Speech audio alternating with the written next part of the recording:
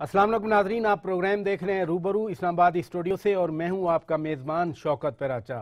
इल्ज़ामात लग गए, संजीदा इल्ज़ामात हैं कि वज़ीर आज़म ने पैसा बाहर भेजा। अब सूरत हाल ये है कि इल्ज़ामात लगाने वाले भी सबूत अभी तक सामने नहीं ला सके और जिनके खिलाफ इल्ज़ामात लगे हैं वो भी डीड पे डीड दिखा रहे हैं या खतूत दे रहे हैं। 6 दिसंबर को अब ये हेयरिंग है, यानी 2-3-4 दिन के बाद ये हेयरिंग फिर होनी है। उसके बाद चीफ जस्टिस ऑफ पाकिस्तान अब रिटायर हो रहे हैं। वैसे तो रिटायरमेंट उनकी इस महीने के आखिर में है, लेकिन अलविदाई तकरीब पहले मुनक़िद की जा रही है क्योंकि अदालती छुट्टियां आ रही हैं, यानी फिर नया साल लग जाएगा। बिलावल भुट्टो जरदारी ने कह दिया कि नेशनल एक्शन प्लान अब दफन हो गया। जाहिर है जो जंग का बाई इलेक्शन हुआ उसके नतीजे के बाद ये नतीजा अखज़ किया गया है। हमारे मौज़ूआत हैं, बहुत ही संजीदा पैनल मेरे साथ है, सीनियर पैनल मेरे साथ है। मेहमानों का तारफ़ करा देता हूँ। मेरे साथ मौजूद हैं जनाब इजाज़ुल हक साहब, रुकन कौमी असम्बली और अपनी मुस्लिम लीग के सरबराह हैं। बहुत शुक्रिया आपने वक्त दिया। उनके साथ तशरीफ़ रखते हैं सेनेटर सईद गनी साहब, मुशीर हैं वज़ीर आला सिंध के, सीनियर पार्टी रुकन हैं, पार्टी लीडर हैं। बहुत शुक्रिया आप तशरीफ़ ले आए। मेरे तीसरे मेहमान हैं सेनेटर मियां अतीक साहब, MKM पाकिस्तान से उनका ताल्लुक़ है और हमें थोड़ी देर में ज्वाइन करेंगे PTI के रुकन कौमी असम्बली अली मोहम्मद खान साहब, वो भी वीडियो लिंक पर होंगे। बहुत शुक्रिया इजाज़ुल हक साहब, आपसे ही प्रोग्राम का आगाज़ कर रहा हूँ। इल्ज़ामात लग गए, बड़े संजीदा इल्ज़ामात हैं। कार्रवाई भी शुरू हो गई, एडमिसिबिलिटी हो गई थी, लेकिन अभी तक, मैं आज के दिन की बात कर रहा हूँ, 6 दिसंबर का मुझे इल्म नहीं है, कोई वाज़े ठोस सबूत सामने नहीं आए। देखिए, अब बेसिकली तो जब तक केस कोर्ट में हो और सबूत भी वहीं पेश किए ना जाएं, जब तक तो कुछ कहा नहीं जा सकता। और आपने ये सही कहा कि कोई ऐसी ठोस चीज़ सामने नहीं आई जिससे कह सकें जनाब कि ये बिल्कुल ऑथेंटिक है और इसके ऊपर लगा दिया, चाहे वो सोर्स ऑफ फंड्स दिखाए गए हैं जो इल्ज़ामात लगाए गए हैं। और इल्ज़ामात लगाने वालों के पास भी मेरे ख़्याल में बिल्कुल कोई प्रूफ नहीं है, इसलिए उन्होंने जो कागज़ जमा करवाए थे उसमें भी किताबें और दूसरी चीज़ें थीं और कुछ शायद वो भी हो। लेकिन असल में तो ट्रायल जो है कोर्ट के बाहर हो रहा है, क्योंकि अब ये मीडिया के ऊपर हो रहा है, अखबारात के अंदर हो रहा है और तबसरों के अंदर हो रहा है। इससे तो कोई फर्क नहीं पड़ेगा, असल तो फैसला जो अदालत फर्क नहीं पड़ेगा। लेकिन मैं ये कहना चाह रहा था सुप्रीम कोर्ट के जो फाजिल जजेस हैं कि इस पे पाबंदी लगाएं। आप लगाई तो थी, एक बार हदायत दी थी कि कोर्ट के प्रेमिसेस में मत बात किया करें। कोर्ट के प्रेमिसेस में नहीं, वैसे भी एक केस जो कि लगा हुआ है और इतना सीरियस केस है और आपने इल्ज़ाम लगाया हुआ है मुल्क की हाईएस्ट अथॉरिटी पर, चीफ एग्जीक्यूटिव पर अगर आप इल्ज़ाम लगा रहे हैं और फिर उसको आप रोज़ाना बैठकर इस तरह से डिस्कस करें कि, और जो लैंग्वेज इस्तेमाल कर रहे हैं माशाल्लाह वो भी आपने सुनी होगी। तो और 6 तारीख को वो लग रहा है, जज आपने सही कहा, मेरा भी अपना यही अंदाज़ा था कि शायद मौजूदा बेंच जो है ये इसको पाया तकमील तक नहीं पहुंचा सकेगा, टूट सकता है, ये टूट सकता नहीं है। आर्ग्यूमेंट एक साइड शुरू हुई। 15 दिसंबर को रेफरेंस है जिस तरह कि आपने कहा, और उसके बाद वो चीफ जस्टिस साहब जो हैं वो मामला सारे चेंबर में चले जाएंगे, मतलब कि बाकी 15 दिन जो है चाहे वो कराची में ले जाएं अपने चेंबर में या वो इस्लामाबाद में बैठे, लेकिन वो बेंच नहीं, हेयरिंग नहीं होगी। जी हाँ। तो फिर जब वो जाएंगे तो नया बेंच बनेगा, क्या उससे पहले कमीशन बनता है कि नहीं बनता, ये 6, 7, 8 तारीख को पता लग जाएगा। और फिर 3 छुट्टियां आ रही हैं, उसके बाद रबीउल अव्वल की छुट्टियां आ रही हैं और उसके बाद फिर 1 दिन और फिर उनका रेफरेंस है। तो मुझे लग रहा है कि ये अभी कमीशन बनेगा या नहीं बनेगा, लेकिन ये आने वाले चीफ जस्टिस जो हैं वो फैसला करेंगे अब आगे इसको किस तरह लेकर चलना है। सेनेटर सईद गनी साहब, जिनके खिलाफ इल्जामात लग रहे हैं वो भी बेगुनाही अभी तक प्रूव नहीं कर सके। मसलन डीड आ गई, फिर डीड आ गई, फिर खत आ गया कतरी शहजादे का। आपको क्या लग रहा है, इल्जाम लगाने वालों के पास अगर सबूत नहीं है तो जिनके खिलाफ लग रहे हैं उनके पास भी अभी तक, मैं अभी तक की बात, क्योंकि अकरम शेख साहब ने अभी आर्ग्यूमेंट शुरू नहीं किए, सलमान भट्ट साहब ने अभी तक आर्ग्यूमेंट शुरू नहीं किए, आप क्या कहते हैं? देखिए, पहली बात तो ये है कि मेरे जहन में तो कोई डाउट नहीं है कि मियाँ साहब जो पैसा ले गए हैं वो यहीं से क्या है, मेरे जहन में कोई शुबा नहीं है। देखिए, मैं बता रहा हूँ। देखें, आपको याद होगा जनरल नसीरुल्लाह बाबर साहब वज़ीर दाखिला थे, اور بڑے اچھے وزیر داخلہ تھے, کریڈیبل آدمی تھے, ان کے اوپر کوئی الزام نہیں لگا سکتا کہ وہ کسی کا زیادتی کر جائیں گے یا کچھ اس قسم کا کوئی یا صرف سیاسی انتقام کا نشانہ کسی کو بنائیں گے. ان کے وقت میں یہ سارے جو ان کے اپارٹمنٹس والا ایشو تھا اس کی انویسٹیگیشن ہوئی ہے. اس وقت اتفاق سے 93 سے 96 کی بات اس وقت رحمان ملک صاحب جو ہیں وہ ایف آئی اے ہوا کرتے تھے. اس وقت مجھے ایک انٹرویو یاد ہے, میں نے سنا تھا, انہوں نے غالباً بی بی سی کو دیا تھا, ریڈیو پہ, نصیر اللہ بابر صاحب نے. ان سے یہ پوچھا گیا تھا کہ جی آپ اتنا کچھ کر رہے ہیں, ہو تو کچھ نہیں رہا ہے, وہی باتیں جو مطلب آپ سارا کچھ کرتے ہیں لیکن ثابت تو کچھ نہیں ہوتا. انہوں نے کچھ محترم ججز کے نام لے کر بتایا تھا اس وقت لاہور ہائی کورٹ کے کہ جی یہ ہم کیا کریں, ہم ساری چیزیں کرتے ہیں, یہ اسٹے دے دیتے ہیں ان کو. اور میاں صاحب اس معاملے میں تو بڑے خوش ابھی آپ کیا کہنا چاہ رہے ہیں؟ نہیں, میں آپ کو بتانا یہ چاہ رہا ہوں کہ جو میں آپ کو کہہ رہا ہوں مجھے کوئی شبہ نہیں ہے, اس لیے کہ ان کے اوپر یہ چیزیں پہلے سے ثابت شدہ ہیں. وہ الگ بات ہے کہ ہمارے یہاں کا عدالتی نظام کہہ لیں یا کوئی اور ہماری خامیاں کہہ لیں, کسی اور کو قصور ٹھہرانے کے بجائے شاید ہم خود ہی برے ہیں کہ ان کے خلاف کارروائی نہیں ہو سکی کسی بھی وجہ سے, کوئی بھی اس کا اسباب ہوں. لیکن یہ کہ اب آ کر اگر وہ جس جگہ پھنسے ہیں اس میں اگر آپ ان کے اپنے بیانات دیکھیں, میاں صاحب کا, مریم صاحبہ کا, حسین کا, حسن کا, بات تو وہی ہو رہی ہے نا, بات تو وہی ہو رہی ہے. الزام لگانے والے ان کے بیانات میں کانٹرڈکشن اگر دیکھ رہے ہیں فار ایگزامپل, یہ خود اپنے ڈیفنس میں کیا کر رہے ہیں؟ یہ تو ڈیفنس تو کر نہیں سکتے نا. میں تو کہہ رہا ہوں کہ جب مجھے شبہ نہیں ہے اس کا مطلب یہ کہ ان کے پاس اپنے ڈیفنس میں کوئی چیزیں نہیں. اب وہ الگ بات ہے ہمارے نظام کی خرابیوں سے وہ فائدہ اٹھا لیں, کہیں نہ کہیں سے کوئی ان کو غیبی امداد حاصل ہو جائے کہ وہ نکل آئیں اس مسئلے سے, تو الگ بات ہے. ورنہ یہ کوئی ڈکی چھپی بات نہیں ہے. مطلب میں نہیں سمجھتا کہ اس ملک کا کوئی ایسا جرنلسٹ جو ان چیزوں کو اس وقت سے فالو کر رہا ہو, یا ایسا کوئی سیاستدان جو اس وقت سے فالو کر رہا ہو, یا عدلیہ میں بیٹھے ہوئے ہمارے محترم جیسا اس وقت سے چیزوں کو فالو کر رہے ہو, جنہوں نے دیکھی ہو چیزیں, ان کے ذہن میں شاید کوئی شبہ نہیں ہوگا. پیسے تو یہاں سے گئے ہیں اور غلط طریقے سے گئے. سینیٹر میاں عتیق صاحب, آپ تو لائر بھی ہیں, جو نقطہ میں آپ کے ساتھ اٹھانا چاہ رہا ہوں, عمران خان صاحب نے آج بات کی, جو سینیٹر سعید غنی بھی تقریباً وہی بات کر رہے ہیں. غنی صاحب, عمران خان نے کہا کہ عدالت سے فیصلہ ہوگا, عوام کی عدالت سے فیصلہ ہو چکا ہے. آپ ایگری کرتے ہیں کہ واقعی اب فیصلہ ہو چکا ہے؟ دیکھیں سر, پہلی بات پرائز صاحب تھینک یو ویری مچ, میں لائر نہیں ہوں, بٹ میں ایک جو لا کالج ہے اس میں جاتا ضرور ہوں تاکہ مجھے لیجسلیشن کی بیسکس کا پتہ لگ سکے, اور میں ابھی بھی کوشش کر رہا ہوں کہ کچھ سیکھ لوں وہاں سے جو سینئر ہمارے حضرات ہیں, اور یہ چیز وہاں ڈسکس بھی ہوئی. پہلی بات تو یہ ہے جیسے ابھی آپ نے فرمایا کہ خواہشات کی بنیاد پر فیصلے عدالت نہیں کرتی. ٹھیک ہے, عدالت کا ایک پروسیجر ہے. جب ہم سپریم کورٹ کی بات کر رہے ہیں, سر کسی کی بھی ہو, چاہے وہ میری خواہش ہو, آپ کی ہو, عمران خان صاحب کی ہو, سعید بھائی کی ہو, کسی کی ہو, خواہشات تو دونوں طرف سے ہیں سر. اب نہیں, میں ان کی بات کر رہا ہوں جو عمران خان صاحب کیس لے کر گئے ہیں. دیکھیں انہوں نے تو کیس فائل کیا نا, ان کے ساتھ کچھ اور لوگ بھی ہیں جو عدالت میں گئے ہیں اور وہ یہ جا کر کہہ رہے ہیں کہ ہمارے ساتھ زیادتی ہو رہی ہے, قوم کے ساتھ زیادتی ہو رہی ہے. یہ جو پہلی اگین یہاں پر ایک واضح کر دوں, میں جو کچھ بھی یہ بات کر رہا ہوں, I am not representative of Noon League. میں اپنے میری سوچ کے مطابق, میری نظر کے مطابق میں وہ اپنا موقف دے رہا ہوں. پارٹی کو یہاں ریپریزنٹ کر رہے ہیں. جی بالکل. ہمارا یہ جو اب جب ٹی او آر کمیٹی بن رہی تھی تب بھی ہم یہ کہہ رہے تھے کہ جو کچھ بھی آپ قانون بنائیں فرد واحد کے لیے نہیں ہونا چاہیے. کرپشن ملک میں ہوئی ہے, آج جو بیٹھے ہیں انہوں نے بھی کی ہوگی, پہلے جو تھے ان کے بارے میں بھی الزامات ہیں, ان سے پہلے جو تھے ان کے بارے میں بھی الزامات ہیں. تو الزام در الزام کی سیاست جو نہیں. لیکن جب ہم کورٹ کے ایک نظام کی بات کرتے ہیں, آئین اور قانون کی بالادستی کی بات کرتے ہیں, تو جو شخص عدالت میں جا رہا ہے اسی کو شواہد بھی وہاں پر ثابت بھی کرنے ہوتے ہیں. اور اس کے جواب میں ایک جملہ صرف یہ کہوں گا, جو لاسٹ آپ کو یاد ہوگا تاریخ پر جج صاحب نے جب یہ کہا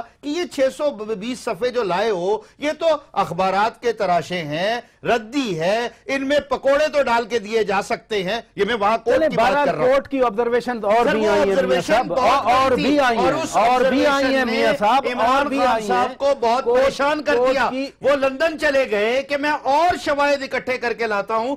کل جو ہیئرنگ ابھی 2 دن پہلے جو ہوئی اس میں ہم کیا ایکسپیکٹ کر رہے تھے کہ ضرور وہ کوئی نئے شواہد لائے ہوں گے, لا کر عدالت کے سامنے شواہد کی آپ نے بات کی. علی محمد خان صاحب ہمارے ساتھ ہیں. السلام علیکم علی خان.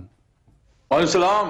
मैं समझा आप मुझे भूल ही गए। नहीं नहीं, वो आप जरा बिजी थे, मैं इसलिए आपकी तरफ आया। ये आर्ग्यूमेंट यहाँ चल रहा है कि जिन्होंने इल्जाम लगाया वो अभी तक सबूत नहीं दे सके। सेनेटर मियां अतीक साहब कह रहे हैं कि लंदन यात्रा के बाद हमें ये एक्सपेक्टेशन थी कि शायद नए सबूत आएंगे, नहीं आ सके। बहुत शुक्रिया जी। अल्लाहुम्मा सल्ली व सल्लिम मुबारक अला सय्यिदिना मोहम्मद। सबसे पहली बात तो ये है कि सबूत, पनामा लीक्स बजाते खुद सबूत हैं, और हमने तकरीबन 350-400 सफ़ात के जो हमारा डॉक्यूमेंट है, जो हमने अपनी पिटीशन जमा की है, उसमें बेशुमार बातें हैं। और उसके साथ साथ जो हुकूमत वक्त जब अपने आप को उन्होंने प्रेजेंट किया वहां पे मियां नवाज शरीफ साहब ने, बल्कि मैं अपने अल्फाज की जरा तस्हीह कर लूं, हुकूमत वक्त लफ्ज इस्तेमाल करना ही गलत है। वो अलहदा बात है कि हुकूमत के सब मिनिस्टर्स झंडे लगी गाड़ियों में पहुंच जाते हैं, वहां पे सरकारी तनख्वाह में मियां नवाज शरीफ साहब को उस पर वो डिफेंड करते हैं। अदालत उज़्मा ने, सुप्रीम कोर्ट ऑफ पाकिस्तान ने मियां नवाज शरीफ साहब के वकील को ये बात वहां पे की कि चूंकि आप अब इस प्रॉपर्टी को ओन करते हैं, कतरी शहजादे के खत आप ले आए हैं, आप कहते हैं कि हाँ हमारी हैं, तो अब आपकी ये जिम्मेदारी है, बारे सबूत आप पे है, बर्डन ऑफ प्रूफ आप पे है कि आप बताएं आपने कब लिए, कैसे लिए, किस तरह से लिए, और मनी ट्रेल। अब कब लिए, कैसे लिए, उसके लिए उन्होंने कतरी शहजादे का खत दिया। उस खत की सूरत हाल ये थी कि जिस तरीके से मजाक उड़ा मियां नवाज शरीफ साहब की सारी सियासत का, और कतरी शहजादे का खत वहां पे अदालत में, बल्कि वहां पे मोहतरम जज साहिबान ने यहां तक कहा कि ये शहजादा तो है ही नहीं, इसको शहजादा आप लोग क्यों कहते हैं। तो उस पे मोहतरम हमारे वकील साहब जो हैं, बुखारी साहब ने, नहीं बुखारी ने ये कहा कि हाँ हर बच्चा अपनी माँ के लिए शहजादा होता है, मैं भी बचपन में अपनी माँ के लिए ये सारी बातें आप कर रहे हैं, सारी बातें। मैंने सादा सवाल किया, इधर भी सवाल हुआ कि सबूत कहाँ है। और दूसरी बात ये पूछे ना हुकूमत से, और दूसरी बात हुकूमत से जज साहिबान ने ये बात की कि मनी ट्रेल की जहां तक ताल्लुक है, जद्दा स्टील मिल कैसे लगी, बार बार पूछते रहे हुकूमती वकला से, कोई जवाब नहीं है उनके पास। अब मंगल के रोज देखना होगा कि शायद कोई नया खत ले आए, कोई नया ट्रस्ट डीड ले आए। बिल्कुल आपने दुरुस्त कहा, दुरुस्त नुक्ता उठाया अली खान। ये मंगल वाली बात बड़ी इंपॉर्टेंट है, मुझे ब्रेक लेनी है। ब्रेक के बाद जब नादरीन वापस आएंगे तो इसी गुफ्तगू को आगे बढ़ाएंगे। जो अली खान ट्रेल वाली बात कर रहे हैं वैलिड है। मियां अतीक एक जज की ऑब्जर्वेशन की बात कर रहे थे, एक और जज साहब की ऑब्जर्वेशन भी आई थी, और यही वो नुक्ता था मनी ट्रेल वाला। दुबई है, कतर है, लंदन है। थोड़ा सा अपने इन सीनियर गेस्ट से बात करेंगे जो बहुत कुछ जानते हैं, माजी में हुकूमतों का हिस्सा रहे हैं, एक्सपोयर है इनका। एक ब्रेक के बाद वेलकम बैक नाज़रीन। आज रूबरू देख रहे हैं आप इस्लामाबाद स्टूडियो से। हम बात कर रहे हैं मुल्क की ताज़ा तरीन सियासी सूरत हाल के हवाले से। इजाज़ुल हक साहब, इन्होंने भी एक ऐसे दौर की बात की 93 से 96 जब आप मियां साहब का हिस्सा थे। अली खान भी मनी ट्रेल की बात कर रहे हैं, बहुत कुछ आप जानते हैं। थोड़ा सा इस हवाले से बताएं, ये मनी ट्रेल आखिर एस्टेब्लिश तो करनी है ना हुकूमत ने। देखिए हुकूमत तो कर रही है मनी ट्रेल, जैसे वो कतरी शहजादे का मजाक उड़ गया कतरी शहजादे के साथ। मजाक कहाँ उड़ा, उन्होंने कहा कि भाई इसको क्या हम उठा के फेंक दें। उन्होंने कहा नहीं जी इसको फेंके ना उठाकर, इनके वकील से पूछा था। तो वो भी मनी ट्रेल है, उसका नाम नहीं लिया गया। लेकिन 72-73 से कहानी शुरू होती है ना, पहले दुबई की कहानी शुरू होती है। उस वक्त तो कोई हुकूमत में नहीं थे, हुकूमत से बाहर थे। और एक शख्स जब बिजनेस में हो, अब मैं मतलब एज ए बैंकर बात कर रहा हूँ आपके साथ, एक शख्स जब बिज़नेस में हो और लाजमी बात है कि सारा स्टील का स्क्रैप वगैरह वो ले रहे हों शारजा से या दुबई से, और जब वहाँ जाएं तो उनके इतने लोग क्लाइंट हों जिनको पता हो कि भाई ये अच्छा बिजनेसमैन है, ये अच्छा काम करेगा, तो वो सपोर्ट भी दे सकते हैं उनको। और फिर वो कर्जे साबित हुए हैं कि जनाब वो उन्होंने बैंकों से लिए थे, उसके बाद फिर वो फोरक्लोज हुआ और कितना पैसा मिला कितना नहीं मिला, वो सारी बातें। इसी तरह दुबई में देखिए, मैं एक बात करने लगा हूँ जो बड़ी अजीब व गरीब है। दुबई में गए ये एज ए रॉयल गेस्ट, वहाँ पे गए मियां नवाज शरीफ साहब, और वहाँ जाकर इन्होंने कहा कि हम एक बिजनेस इस्टेब्लिश करते हैं। कर्जा इन्होंने बैंकों से लिया। ये 70s में? नहीं, मैं अब आ गया हूँ 2002 अच्छा, सऊदी अरब गए ना? सऊदी अरब रॉयल गेस्ट गए। 70s में तो ले लिया ना सऊदी रॉयल गेस्ट सऊदी अरब में। वो तो साबित हो गया कि BCCI से लिया, हमसे लिया, फोरक्लोज सारे कागज। रॉयल गेस्ट सऊदी अरब में, सऊदी अरब गए। वहाँ जाके उन्होंने कहा जी हम बिजनेस शुरू कर दें। यानी वो वहाँ के बैंक जो तकरीबन नेशनलाइज्ड बैंक हैं, اگر یہ خواہش ظاہر کریں گے جی ہم نے یہ بزنس کرنا، ہم اس بینک سے لے رہے ہیں، تو 101 بندہ ہے وہاں جو ان کی گارنٹی دے گا جناب کہ آپ یہ کریں، کام کریں. تو وہ منی ٹریل کی تو اتنی بات ہے نہیں. بعد میں 73 ملین سعودی ریال کی انہوں نے وہ مل بیچی، جس کا اعتراف وزیر اعظم نے فلورا ہاؤس پہ جی ہاں بتایا. ٹھیک ہے. اب جب وہاں کی رولنگ فیملی، میں نہیں کہہ رہا کہ انہوں نے نہ ذکر کیا نہ کہیں ذکر آیا کہ یہ تو مل لگائی انہوں نے، قرضے لیے ہوں گے. قرضے کیا کہ وہ رولنگ فیملی وہاں کہہ دیتے بھائی ان کو ہمارے مہمان ہیں، ان کو آپ قرضہ دے دیں، یہ واپس کر دیں گے قرضہ. اور واپس بھی کیا انہوں نے وہاں پر، اور پروفٹ بھی بنایا اس مل سے. پرویز مشرف صاحب نے پچھلے دنوں انکشاف کیا ہے کہ میرے اکاؤنٹ میں اسی سعودی کنگ نے کتنے بلین ڈالر بھیج دیے، جس سے انہوں نے $500,000 پاؤنڈ کا وہاں پہ لیا، تقریباً گھر لیا یا اس کے گرد و نواح تھا. وہ کہتے ہیں ابھی تک میرے اکاؤنٹ میں پیسے پڑے. تو وہ منی ٹریل تو کوئی اتنی وہ مشکل بات نہیں ہے کہ بھئی کریں گے یا نہ کریں، لیکن انہوں نے وہاں سے قرضہ ضرور لیا. قرضہ وہ ثابت کریں گے، مطلب دیں گے، اور وہ مل بیچی، اس میں سے پروفٹ بھی بنا. اب اس وقت وہ قطری کا تو نام آیا نہیں تھا کہیں پہ اس وقت جب 3 بیانات دیے گئے. ہو سکتا ہے اس لیے نہ دیے ہوں کہ جی وہ وزیر اعظم رہ چکا ہے وہاں کا، اس کا نام ہم دیں گے تو کہیں یہ نہ ہو کہ بھائی کوئی چلیں اب وہ نام آ گیا، لیکن آپ نے بہرحال منی ٹریل اسٹیبلش کر دی. یہ آپ ایگری کرتے ہیں؟ آپ سعید غنی صاحب، آپ ان چیزوں کی ابھی بات کر رہے تھے کہ رائل فیملی نے قرضہ دلوایا ہوگا، جو 73 ملین ریال کی بھی بات ہوئی. آج آپ کی پارٹی نے کہا جی کہ حکومت تو اخلاقی جواز ہی کھو چکی ہے، ہم ہوتے تو ہم حکومت چھوڑ دیتے. دیکھیں ایک تو بات یہ ہے کہ 99 میں یہاں سے گئے، اکتوبر 99، مطلب یہ 2000 کے بعد ہی جا کے مل لگائی ہوگی نا انہوں نے، 2000 کے بعد لگائی ہوگی، اور 2006 میں انہوں نے فلیٹ خرید لی ہیں، جو ان کا اپنا اسٹیٹمنٹ ہے فی الوقت ابھی کا. اب مجھے نہیں پتا وہ اسٹیل میں جو لگائی تھی وہ کتنی بڑی تھی، کتنے ملین ٹن اس کی جو ہے پروڈکشن تھی. اور اس میں جو حسین نواز صاحب نے انٹرویو دیا اس میں انہوں نے کہا کہ ہم نے اتنا کمایا اس میں سے کہ وہ جو پیسے لیے تھے دوستوں سے، پتہ نہیں بینک کا تو غالباً تذکرہ نہیں کیا، لیکن انہوں نے کہا کہ کچھ ہمارے جو دوست تھے ان سے میں پیسے لیے تھے، وہ پیسے بھی سارے انہوں نے چکائے. اور پھر اس کے باوجود اتنا پیسہ پھر ان کے پاس بچا کہ انہوں نے جا کے لنڈن میں 2006 میں سارے اپارٹمنٹ بھی لے لیے. اب وہ آپ کو تحقیق کرنی ہے، مجھے نہیں پتا ایگزیکٹلی کہ کتنے ملین ٹن سامنے آئے گی کتنے ملین ٹن اس کی جو ہے وہ پروڈکشن تھی، اور کتنا اس پہ پروفٹ ہوتا ہے. ظاہر ہے کہ دنیا سے ہٹ کے تو نہیں ہوگی نا کوئی ان کی اسٹیل کی، سونا تو نہیں بنا رہے تھے وہاں اسٹیل. آج بھی سونے کی دیگوں کا ذکر ہوتا ہے، جب بھی آپ لوگ بات کرتے ہیں سونے پہ آ جاتے ہیں. نہیں مطلب یہ کہ کہیں وہ، میں کہہ رہا ہوں کہ دنیا میں جو اسٹیل ملز لگتی ہیں جو اسٹیل کا کام کرتے ہیں، کوئی ایک ریشو ہوگا نا، اتنا منافع میکسیمم آ سکتا ہے، اتنا کمائے، اسی طرح ہوگا نا، اس سے ہٹ کے تو نہیں ہو سکتا ہے. تو اگر اتنا انہوں نے کمایا کہ وہ قرضہ بھی 6 سال میں چکایا، پھر اس کے بعد جا کے اتنا سارا انہوں نے یہ بھی کر دیا، تو یہ خود اس کے اوپر بہت بڑے سوالات ہیں. اور دیکھیں آپ کو شاید یاد ہوگا کہ میرا خیال ہے کہ یہ نومبر 99 کی بات ہے جب BBC پہ حسن کا انٹرویو آیا تھا، حسن نواز صاحب کا انٹرویو تھا BBC پہ. 99 نومبر کی بات ہے، اکتوبر میں یہ واقعہ ہوا تھا، نومبر کی یہ بات ہے. اس وقت ان فلیٹوں کی بات کی گئی تھی، اور انہوں نے کہا کہ ہم وہ رہ رہے ہیں. انہوں نے کہا جب کرائے پہ رہتے ہیں، تو انہوں نے پوچھا آپ کو پتا ہے کہ اس کے مالک کون؟ نے کہا جی نہیں ہمیں نہیں پتا.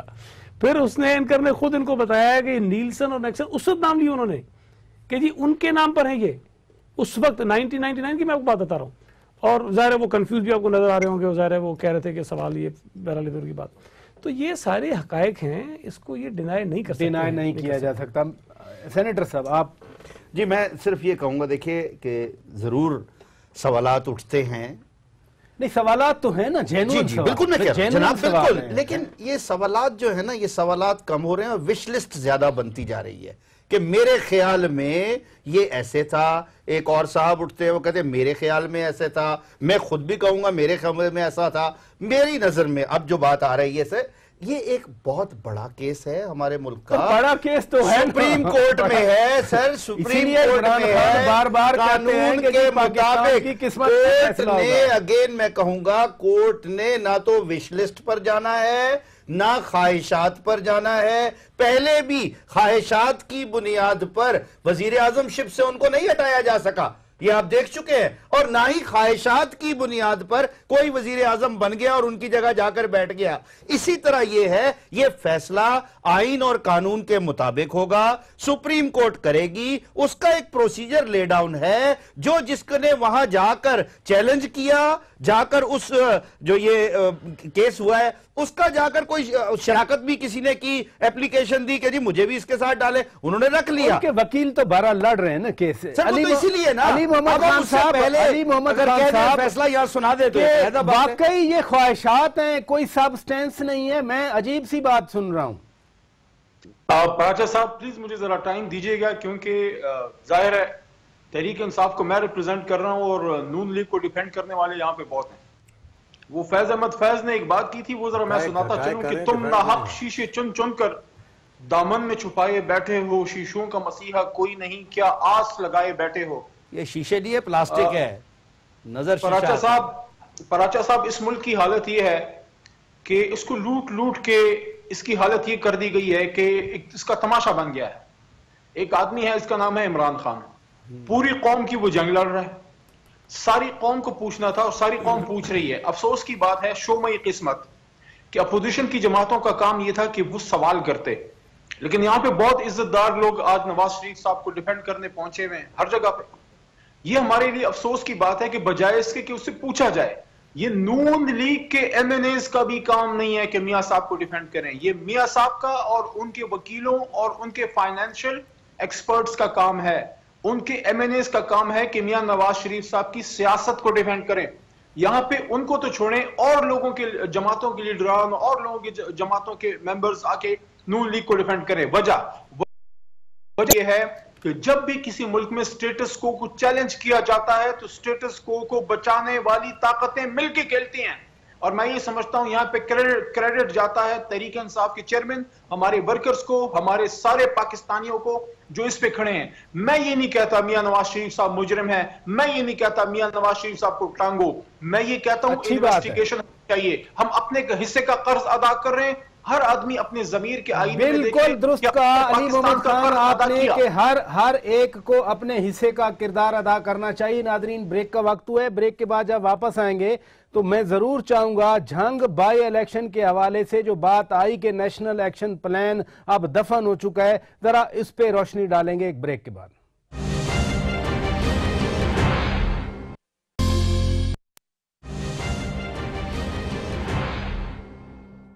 ویلکم بیک ناظرین, آج روبرو آپ دیکھ رہے ہیں اسلام آباد اسٹوڈیو سے. اب ہم بات کریں گے نیشنل ایکشن پلان کے حوالے سے. اسپیشلی بلاول بھٹو زرداری نے کہا کہ یہ دفن ہو چکا ہے. مسلم لیگ نواز کی یہ اپنی سیٹ تھی, انہوں نے ہاری. ان کے لیے تو لمحہ فکریہ ہونا چاہیے تھا نیشنل ایکشن پلان پہ. یہ ملک میں امپریشن ہے کہ عمل درآمد نہیں ہوا.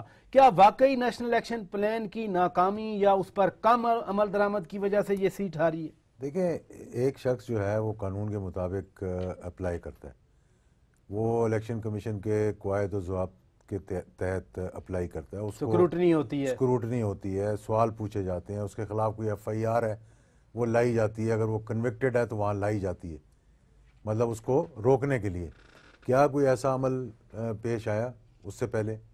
اب ایک شخص جو ہے وہ جا کر الیکشن لڑتا ہے, لوگ اس کو اس کے حلقے کے بغیر کسی زور دھونس دھاندلی کے, یا تو وہ حکومت میں ہوتا اور جی جاتا تو ہم کہتے ہیں جناب اس کو ذرا براڈر پرسپیکٹو میں اگر ہم ایڈریس کریں کہ دائرہ ایک کالعدم تنظیم ہے, وہ ملک میں مختلف حوالوں سے پہچانی جاتی ہے. اب اس کے پلیٹ فارم سے آپ کی بات درست ہے, عدالت نے اجازت دی, لیکن میں تو براڈر پرسپیکٹو میں بات نہیں. اب کالعدم تنظیم کے وہ سربراہ ہیں یا کالعدم تنظیم کو ریپرزینٹ کر رہے ہیں, تو پھر کس لیے آپ اس پہ الزام لگائیں گے؟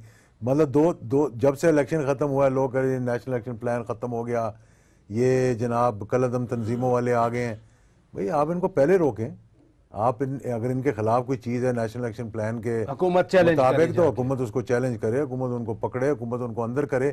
بات یہ کہ حکومت پہ مجھے کئی دفعہ بڑا افسوس اور دکھ بھی ہوتا ہے کہ وہ الزام لگا رہے ہوتے ہیں لوگوں پر اتنے بڑے بڑے کہ جب اختیارات ان کے پاس ہیں وہ جا کے یہ ٹیکس چور ہے, اس نے فلانا کیا, اس نے فلانا کیا. بھائی اپنے ایف بی آر کو, اپنی ایف آئی اے کو کہیں جا کے ان کو پکڑ کر اندر کریں. پی ٹی آئی کہتی ہے نا, آپ الزام لگاتے ہیں تو آپ تو اختیارات ہیں آپ کے پاس, آپ حکومت میں یہ آپ تو حکومت کو پھر عمل درآمد کروانا چاہیے نا وہاں پہ. بات تو بڑی ویلڈ ہے کہ الیکشن کمیشن نے ان کو اجازت دی, سکروٹنی ہوئی, حکومت نے جا کے کہیں ریٹنی کی, حکومت نے آنے دیا, حکومت خود ہی ہار گئی. ہارنے والے تو نہیں یہ بات کر رہے, آپ کی پارٹی یہ بات کر رہی ہے. بلاول بھٹو زرداری کہہ رہے ہیں کہ اس بائی الیکشن کی وجہ سے نیشنل پلان آف ایکشن دفن ہو گیا. دیکھیں اس پر تو ہم نے بات نہیں کی کہ لوگوں نے ان کو ووٹ نہیں دیا ہے, اس پر تو ہم نے بات نہیں کی. وہ امیدوار تھے, الیکشن ہوا, لوگوں نے ان کو ووٹ دے دیا. لیکن اس میں بھی تو کوئی دوسری رائے نہیں ہے نا کہ ان کا تعلق بہرحال سربراہ ہیں یا نہیں ہے, تعلق ایک کالعدم تنظیم سے ہے. ان کی حمایت میں کالعدم تنظیم نے کام کیا ہے. اس کے سربراہ کو بھی اجازت اجازت مل گئی تو وہ کرتے رہے.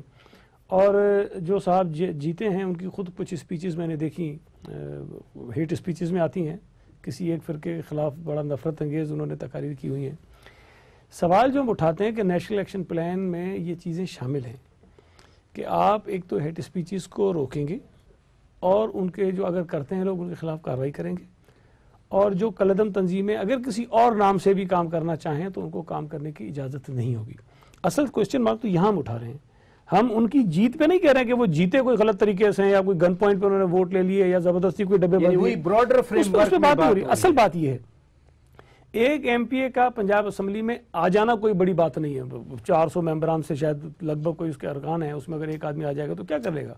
لیکن سوال یہ پیدا ہوتا ہے کہ آپ اتنے برسوں سے نیشنل ایکشن پلان کی بات کرتے ہیں, آپ کہتے ہیں بڑی ہم نے کامیابی حاصل کر لی ہیں, آپ بہت بڑے بڑے, لیکن صوبہ پنجاب کے اندر وہ جنگ کوئی جنگل میں نہیں, کوئی مضافات نہیں ہے کہ کہیں کسی کو کچھ پتہ نہیں چلا. ایک اچھا بڑا شہر ہے, وہاں پر اگر آپ اس قسم کی تنظیم کو اجازت دیتے ہیں. اور میں کل شیخ وقاص اکرم کو ہی سن رہا تھا کہیں کہ وہ بتا رہے تھے کہ ایون لدھیانوی صاحب کو جب کورٹ نے الاؤ کیا تو اس وقت بھی وہ 2 مقدمات اشتہاری ہیں, باقی چیزوں کو چھوڑ دیں. اب وہ مجھے نہیں پتا صحیح ہے کہ غلط ہے. اس میں پھر حکومت کی کیا ہے, اس میں تو حکومت کو کہنا, یہ تو پھر عدالت نے, جیسے آپ خود فرما رہے ہیں. میں یہ کہنا چاہ رہا ہوں کہ نیشنل ایکشن پلان پر امپلیمنٹ کروانا تو حکومت کی ذمہ داری ہے نا. ایک پلان, یہ کریڈٹ یہ گورنمنٹ اس کا لیتی ہے. درست ہے کہ جی کسی دور میں نہیں بنا, ہمارے دور میں یہ ایک پلان بنا ہے جو دہشت گردی کے خلاف ایک بڑا ایک لانگ ٹرم ایک پلان, ایک پالیسی ہے, اور اس کے نتیجے میں ہم اس ملک سے دہشت گردی ختم کریں گے. لیکن اگر اس کے ہوتے ہوئے بھی یہ کام ہو رہے ہیں تو سوالیہ نشان تو ہے اس کے اوپر کہ آپ کتنے کامیاب ہوئے اس میں. جی سینیٹر صاحب, یہی سوال آپ سے کہ کراچی میں آپریشن ہوا, رینجرز نے آپریشن کیا, بڑا کامیاب رہا, امن ریلیٹو میں کہہ سکتا ہوں بہت حد تک بدامنی پہ قابو پایا گیا, امن قائم ہو گیا. یہ اسی کے حصے تھے نا نیشنل ایکشن پلان کے. اب اگر یہ کہا جائے کہ جی دفن ہو گیا جنگ میں آ کے, نہیں دیکھیں یہ اس کو اس طرح سے نہیں, میں یہ سمجھتا ہوں کہ اس کے جو 19 نکات تھے اور اس پر متعدد بار سابقہ chief of army staff general Raheel Sharif صاحب نے واضح الفاظ میں کہا کہ دیکھیے جو فوج جس حد تک کر سکتی تھی وہ کیا, لیکن جو صوبائی حکومتوں کی ذمہ داریاں تھیں انہوں نے وہ پورا نہیں کیا. صرف میں اسی حد تک بات کروں گا. دوسری بات یہ آتی ہے کہ جب یہ پوچھا گیا قمر باجوہ صاحب سے بھی, انہوں نے کہا جی نہیں, نیشنل ایکشن پلان جو ہے وہ اپنی روح کے مطابق آگے بڑھے گا. یہ انہوں نے واضح الفاظ میں کہا. اب دیکھنا کیا ہے, جہاں تک یہ جو ہم کہہ رہے ہیں, اگر میں پھر وہی بات آتی ہے, مجھے اگر کسی چیز پر اعتراض ہے تو الیکشن کمیشن میں چلا جاؤں, میں جا کر اپلائی کر دوں. اگر ایون جیتنے کے بعد بھی ہے تو وہ کورٹس کا معاملہ تو چل رہا ہے نا, وہاں جا کر اس کو چیلنج کر لیں. اب اگر کسی چیز کو ان سے ریلیٹ کیا جائے تو میں پھر یہاں پر یہ ضرور کہوں گا کہ یہ ضرور دیکھا جائے کہ اس کے محرکات کیا ہیں. یہ بات جو ہے آگے جا کر کس جگہ پر کوئی بھی کرے, میرے لیے قابل احترام ہے بلاول بھٹو زرداری بھی, کوئی اور بھی اگر بات کرے, لیکن جو چیز دیکھنے کی ضرورت ہے کہ کیوں ہم یہ کہہ رہے ہیں کہ اگر آج وہ جیت گئے ہیں تو جیتنے کے بعد, حالانکہ یہ ہونا کیا چاہیے. بات ایک سیٹ کی نہیں ہے جیسے سعید غنی صاحب کہہ رہے ہیں, بات ان کی اصولی بات ہے, ویلڈ بات ہے, ایک براڈر پرسپیکٹو میں دیکھا جائے. نہیں, ہم براڈر پرسپیکٹو کی بات کر رہے ہیں. آپ اس سیٹ کو چیلنج اس لیے کر رہے ہیں کہ جو وہ جھنگوی صاحب جو ہیں ان کا تعلق کسی تنظیم سے ہے, یہی بات ہو رہی ہے. سپیچ انہوں نے سنی. اچھا, اب ہیٹ سپیچ کی بات میں یہاں ہی کہتا ہوں سر, اسی بات کو لے لیتے ہیں. ہیٹ سپیچ بالکل ان کی ہوں گی, اگر انہوں نے سنی ہے بالکل درست کہہ رہے ہوں گے تو چلے جائیں نا عدالت میں, اسی کے مطابق اس کو چیلنج کریں, ان کو ڈسکوالیفائی کرائیں, یہ صرف بیان نہ دیں. علی خان صاحب آپ کیا کہیں گے؟ نیشنل ایکشن پلان تو سب نے بنایا تھا مل کر, اتفاق رائے تھا اس میں, ظاہر ہے ایک بڑا سانحہ ہوا آپ ہی کے صوبے میں جس کے بعد یہ بنا تھا. اب واقعی یہ دفن ہو گیا ملک میں, کوئی اس پہ ایکشن, کوئی اس پہ عمل درآمد آپ نہیں دیکھ رہے آگے بڑھتا ہوا؟ دیکھیں, اگر یہ کوئی کہے کہ دفن ہو گیا تو دفن نہیں ہوا. ہم سب زندہ ہیں, اور جب تک ہم سب زندہ ہیں نیشنل ایکشن پلان پہ ہم فورسفلی حکومت سے ڈیمانڈ کریں گے. حکومت وقت سے اس وقت چاروں صوبوں میں مختلف جماعتوں کی حکومتیں ہیں, ہمیں چاہیے اپنے اپنے صوبوں میں اس پہ عمل کریں اور مرکز میں زور ڈالیں حکومت پہ. مرکزی قومی اسمبلی میں حکومت سے ڈیمانڈ کریں. ہاں میں سمجھتا ہوں کہ جہاں تک مرکزی حکومت کا تعلق ہے, ان کی پریفرنسز جو ہے, ان کی جو وہ لگتا نہیں ہے کہ ان کی کسی وش لسٹ میں آپ کہہ لیں یا ان کے ایجنڈا آئٹم میں ٹاپ 10 میں کوئی نیشنل ایکشن پلان بھی ہے. مجھے یہ بتایا جائے کہ پچھلے ایک سال میں نہیں, پچھلے تقریباً 2.25 سال میں یا 2.25 سال میں, جب سے یہ آپ جنگ لڑ رہے ہیں دہشت گردی کے خلاف ضرب عضب کے نام سے, آپ نے نیشنل ایکشن پلان پہ اسپیسیفکلی کتنی کیبنٹ میٹنگز کی ہیں؟ شاید 2 بھی نہیں. ٹھیک ہے. اور اب ایک اور چیز میں یہ سمجھتا ہوں, اس ملک میں ہر پاکستانی کو الیکشن کا حق ہے. اب اگر کوئی شخص پروسکرائبڈ آرگنائزیشن میں ہے تو پھر وہ کھلا کیوں پھر رہا ہے؟ سوال یہ ہے, اگر وہ کھلا ہے تو پھر اس کو حق ہے. یہ شخص جو جیتا ہے, مجھے نہیں پتا اس نے غلط کام کیا ہے صحیح کام کیا ہے, جو بھی یہ جیتا ہے میں اس کو نہیں جانتا. میں یہ جانتا ہوں کہ اگر اس نے کوئی غلط کام کیا ہے تو پھر حکومت بتائے کہ وہ اندر کیوں نہیں ہے, جیل کے اندر کیوں نہیں ہے, اور اگر وہ جیل سے باہر ہے تو پھر اس کو حق ہے کہ وہ الیکشن لڑے. میں یہ سمجھتا ہوں یہ ملک پاکستان سب کا ہے. اس میں اگر کوئی پروسکرائبڈ آرگنائزیشن ہے تو اس کو تو الیکشن کا حق ہی نہیں ہے. تو پھر سوال صوبائی حکومت پہ اور الیکشن کمیشن آف پاکستان پہ اٹھتا ہے کہ اگر کوئی شخص غلط کام کر رہا ہے, پروسکرائبڈ آرگنائزیشن میں ہے, تو الیکشن لڑ کیوں سکا وہ؟ بنیادی سوال تو علی خان یہی, بنیادی سوال تو علی محمد خان سے, بنیادی سوال جو ہم بھی ریز کر رہے ہیں اور یہاں پینلسٹ بھی یہی بات کر رہے ہیں کہ اگر وہ ایسا ہے تو پھر سکروٹنی میں دوسری چیک لسٹ جو تھی اس میں اس کو لڑنے کی اجازت کیوں دے گی؟ بہرحال بہت شکریہ علی محمد خان صاحب, آپ نے وقت نکالا. سینیٹر میاں عتیق صاحب بہت شکریہ, سینیٹر سعید غنی صاحب بہت شکریہ, اجاز الحق صاحب شکریہ آپ کا, آپ تشریف لے آئے. ناظرین ہماری طرف سے یہی کچھ, اپنے میزبان شوکت پراچا کو اجازت دیجیے. خدا حافظ.